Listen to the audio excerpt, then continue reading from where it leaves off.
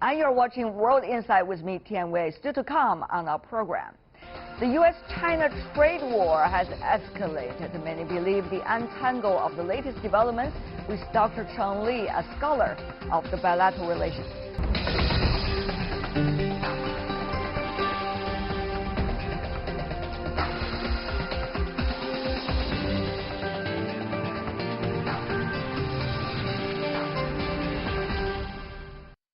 Welcome back. You're watching World Insight. I'm Tian Wei. The program is coming to you Monday to Friday on CGTN. The rise of unilateralism and protectionism in recent years has resulted in apparent geopolitical conflicts, like that, the trade conflict going on between China and the United States. But why does deglobalization appear to be gaining momentum in the United States? What does that mean for U.S. and China relationship for the long term? What is wrong and what can be done? To answer those questions, I recently caught up with Dr. Cheng Li, Director and Senior Fellow at the John Thornton China Center at the Brookings Institution. Having studied China for decades, Dr. Li has witnessed the ups and downs of the bilateral relations between China and the U.S. Yeah, you're going to see on China. On Monday, the latest and biggest U.S. tariffs on Chinese imports kicked in. About $200 billion worth of goods are affected. China had declined the U.S. invitation to negotiate, instead responded on Monday with some retaliatory tariffs and a white paper. It is titled Facts About the China-U.S. Trade Dispute and China's Stance. Now the U.S. has conducted so large trade restrictive measures. It is like pointing a gun to our head. And how can we negotiate with them? It will not be an equal one. In the 36,000 words document, the U.S. president's name was never mentioned. China reaffirmed its commitment to free trade, cooperation, and further reform and opening up. Contrary to Washington's narrative that trade is a zero-sum game, Beijing has said that trade between China and the U.S. can be a win-win for both countries. The profits gained by American companies in the China-U.S. Economic and Trade Cooperation far exceeded those of Chinese enterprises. It can be said that the trade surplus is reflected in China, but the profit surplus is in the United States. The latest trade dispute between China and the U.S. is weighing heavily on one of the most important bilateral relations in the world. Since 1979, Sino-U.S. ties have gradually thawed through increasing diplomatic and cultural exchanges. But most importantly, the two countries have become extremely intertwined economically. In 2006, China became the U.S.'s second biggest trading partner after Canada. As the two largest economies in the world, their trade dispute ripples across the world, impacting global economic prosperity and stability. Since taking office, U.S. President Donald Trump has kept a cordial relationship with Chinese President Xi Jinping. However, when facing a domestic audience, Trump talks tough on China.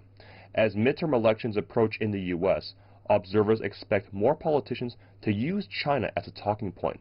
How that will translate into policy is still to be seen.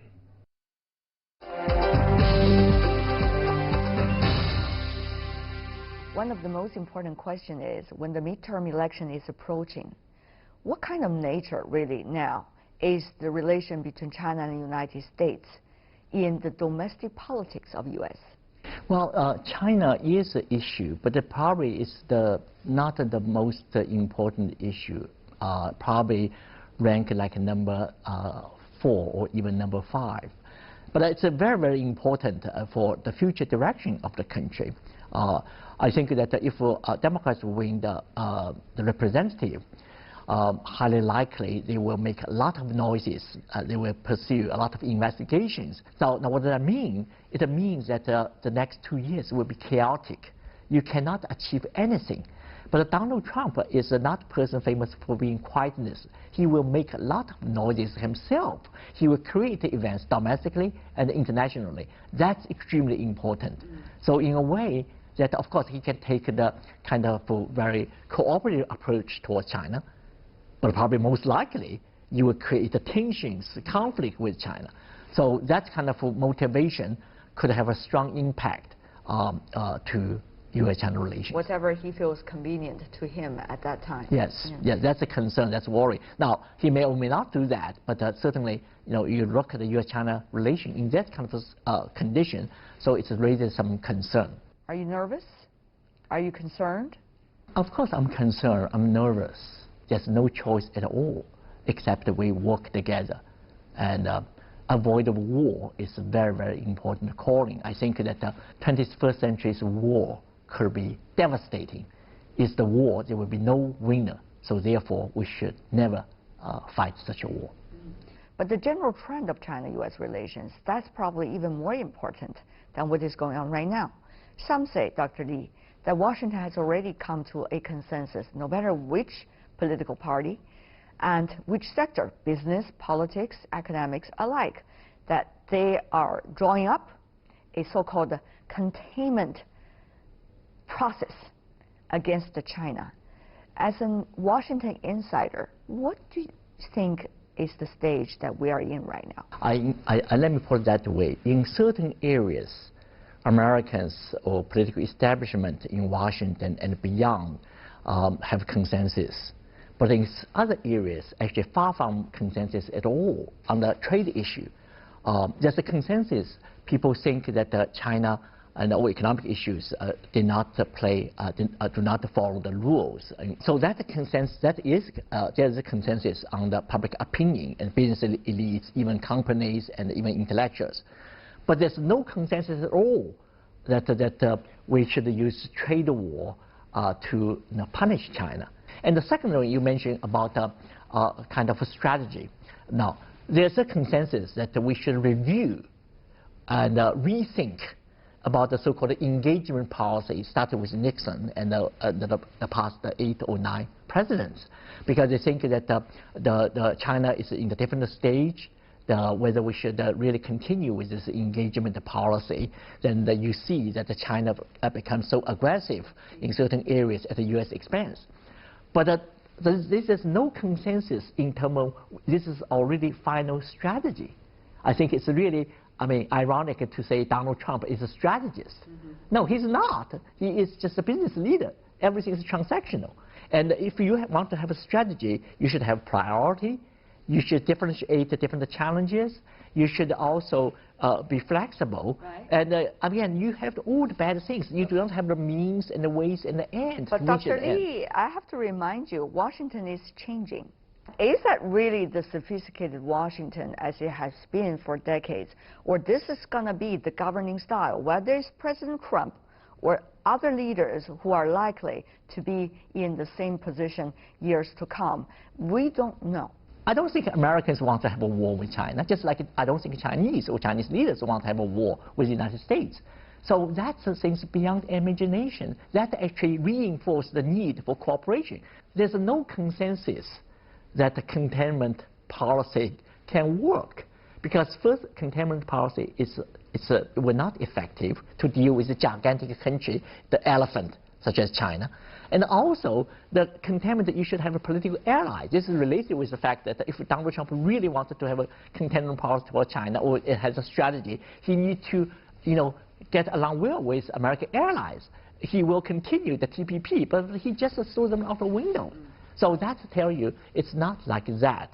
No, so consensus, not consensus, give very, very important, indication that nothing is inevitable.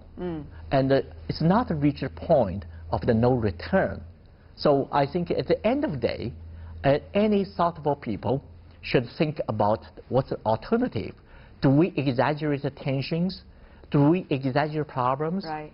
And I think that's very, very important. That debate is only just started, or you can say even not started yet, but sooner or later will start it.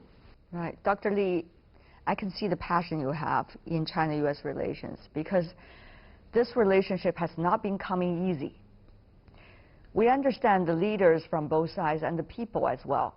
For decades, they have been smartly working on this most important bilateral relationship, arguably, in the world. They know the importance of how to build each other into the other's cause, and therefore it is interlinked, it cannot be separated. And that guarantees the peace and security on both sides. Absolutely. But, Dr. Li, here's the thing. We see as an attempt, whether you see that is a well-thought attempt or an abrupt attempt to dissolve the texture of this relationship. What do you make of the current realities and vis-a-vis the fact of how this relationship, so hard to come, has become what it is today? I think the U.S.-China relation is so important. It's too important to leave to just a few politicians and or leader like President Donald Trump or some of the people really very single-minded. Right. I think that this should also, we should remember that the U.S.-China relations is not just state-to-state relations, but also should be Chinese-American relations. Mm-hmm. It's the people-to-people relations. And because one of the important things over the past 30 or 40 years, that the two countries are so intertwined in so many different ways. So at the end of the day, it's very, very difficult to go back to older days. You cannot do that. This is not the way that the U.S.-China relation will move forward. The American dreams and also indicate it's not only just for American dreams, if only for American, that will never be our destiny, but only be the dream. I think it's very, very important that the Americans understand. Based on my experience, that Americans do have a lot of goodwill, but we don't want someone to challenge, to undermine the stability, to have achievement at other countries' expense. One of the things that's very important between China and the United States is the fact that some of the fundamental issues between the two countries are well understood by decision makers and policymakers, because the current status quo has been well thought of and has been painstakingly maintained for decades. There are reasons behind that. But how vulnerable are we now, Dr. Li? Certainly we are vulnerable. Sometimes unexpected incident can really crystallize the current deterioration of the U.S.-China relation. So I think we should work very, very hard to avoid this kind of misjudgment, and this kind of incident can really put the relationship in the point of no return. So that's the thing certainly I deeply worry. That's why I think that both sides, especially Chinese leadership, understand the danger. So the two words Chinese leaders mention frequently is the uncertain and the dangerous nature of the current international system. But at the same time, I think I do believe that we should leave the door and the windows open.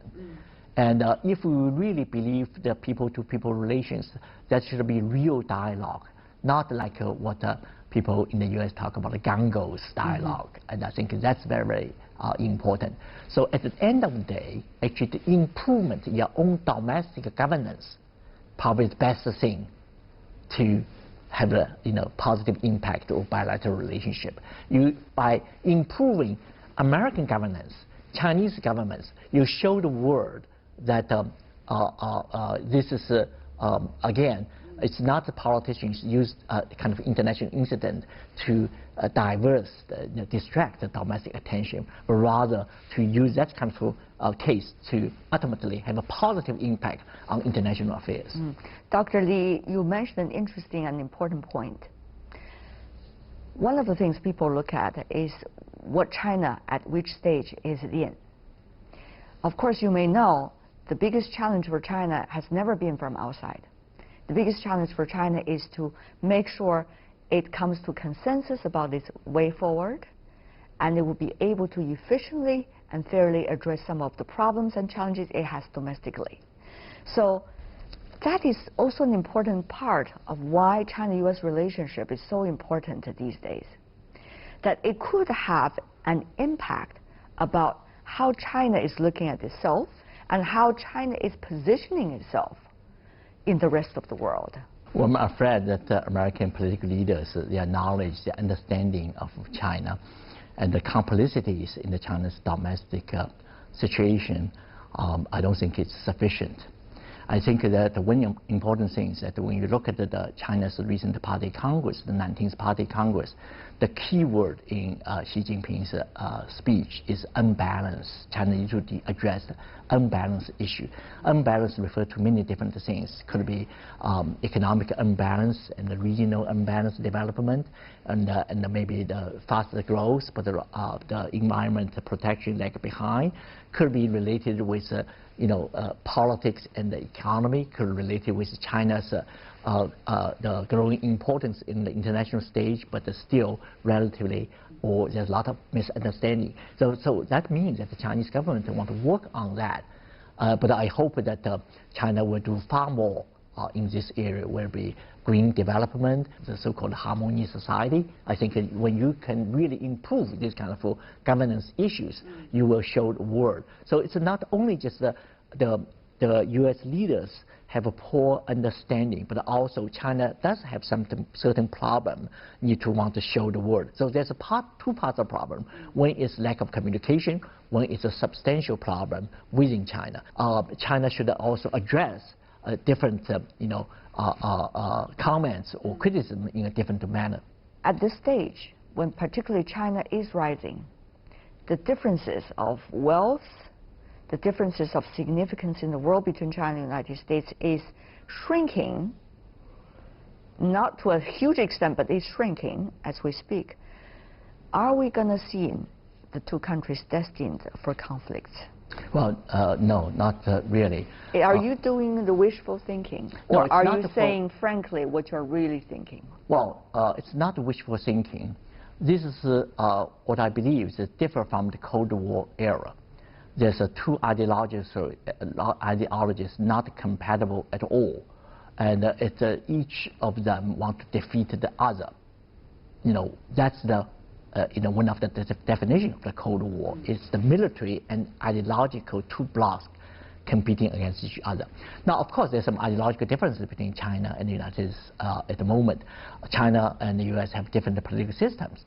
And, but on the other hand, if you look at the young generations, you look at the middle class, you do see the convergence of values, attitudes. I mean, young people in China, in Beijing, Shanghai, Shenzhen, Guangzhou, and they are similar in terms of lifestyle, attitudes, and consumption, and even values similar to their counterparts in Western countries. So that provides some hope, right? So we should continue to work on to have the dialogue of values. But that does not necessarily mean that we should make everyone just like the same. No, diversity is part of the universal values. And China actually come from a long way in terms of many improvement. But again, to a certain extent, I think people in the West should be patient.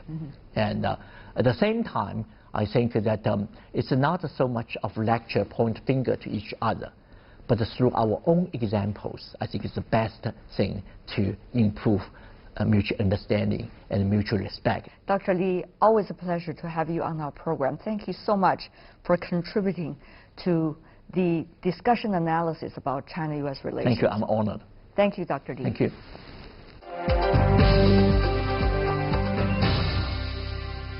And that is all the time we have for today. If you'd like to see more, try to find us World Inside CGTN into your search engine or check out our YouTube channel. You can also follow us on Twitter, Facebook, and Sina Weibo.